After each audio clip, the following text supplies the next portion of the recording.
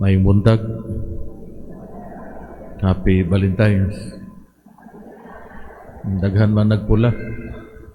Daghan nagwanted. So makaigsunan karon gisaulog nato ang kapistahan sa mga santos San Cirilo ug San Metodio. So si San Cirilo munghi, si San Metodio obispo, managsuon sila.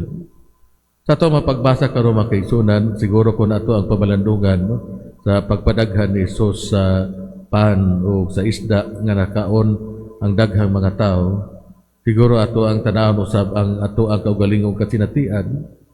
Siguro adunay mga pagsulay sa itong kinabuhi, mga problema nga nagpadayon kita sa ato ang paglaom, pagampo sa Ginoo, tapos nagsakripisyo ta, nagpuasa, naghimog mga ubang buhat nga makapahimuot sa Ginoo.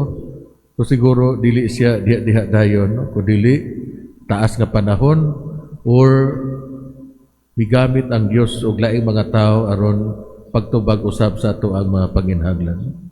Pero ang importante makaigsunan, hinaut ta nga buhi ato ang pagtuo, consistent kita ug padayon nato kining gipuy-an ug dili gayud kita mo buhi diha sa Dios.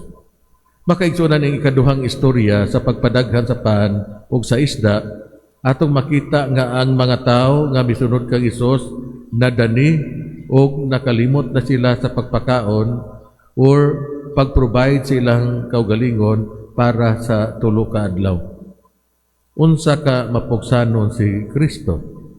Ilang gipili ang pagsunod kang Kristo over their most basic needs. Mga igsuon kita anaa sa pribilehiyo nga hutdon ang pan sa kinabuhi kon atong pilion gini. Ang atong mga kasing-kasing kasagaran na pulan sa atong mga routine, pasigaa sa makausapa sa atong pagpaminaw sa gisangyaw ni Kristo o mabusog kita diha siyang lamisa sa matag kasaulugan sa Santos nga Misa. Tungod kay dinhi mismo ning Santos nga Misa, si Kristo mihalad sa iyahang kinabuhi. Ug hinaton ta nga paningkamutan nato nga makaapil kita sa Santos nga Misa. Dili lang sa adlaw Domingo, kundi kung mahimo sa matag adlaw, mas labing maayo. Tungod kay ang pag-apil nato sa Santos nga Misa ug ang ato ang pagkalawat mao atong pagkaon sa kalag ug mao ang pagkaon sa ato ang kinabuhi. Sa usa ka tigpaniid sa gawas, kining kinaiya sa 4,000 ka mga tawo murag binuang.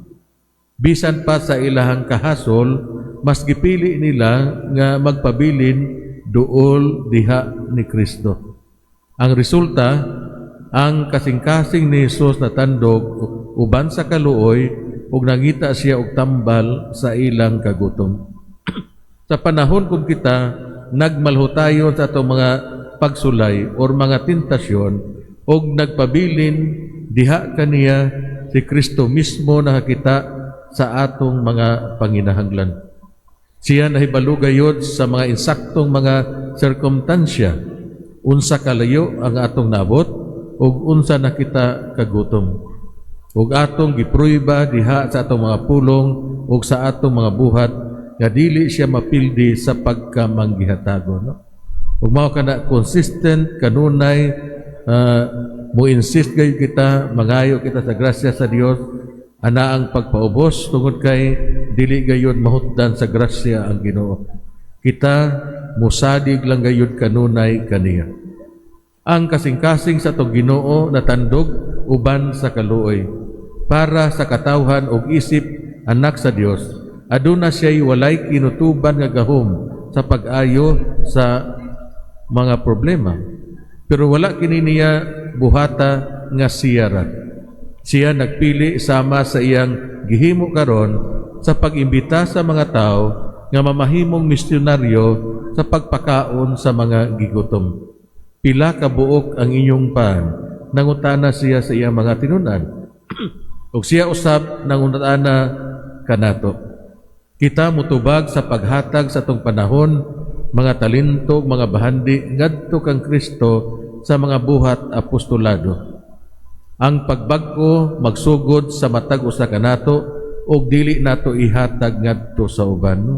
Kaya ang tendency kung tawgon ta nga mamahimong membro sa matag ministry sa simbahan o uban pa ato ang iduot itulod nato ngadto sa uban. Hinaut ta dilingon ana nga sirkumstansiya ang pagbag-o magsugod sa matag usa kanato ug dili nato ihatag ngadto sa uban. Anaa kanato ang kaugmaon.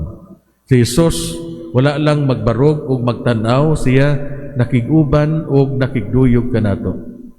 Mangigsuon dili kita magpalain. Atong isubsob ang atong kaugalingon sa realidad sa kinabuhi sama sa gihimo ni Jesus. Ug unsa may mga hagit para kanato na Ginoo limpyuhan unta sa Dios ang ato ang mga kasing-kasing ug ang atong mga intensyon aron kita mahimong andam ug epektibong apostoles para sa iya. Ug mangayo kita sa pangama sa mahal nga Birhen sa Riglan, tungod kay ang mahal nga Birhen siya ang unang misyonaryo ug ginaot unta nga diha sa iya mayong panigingnan atua usab mabansay diha sa atong adlaw nga pagkinabuhi. Ikaduha makaigsunan, mangayo kita sa grasya sa Ginoo nga atong makita ang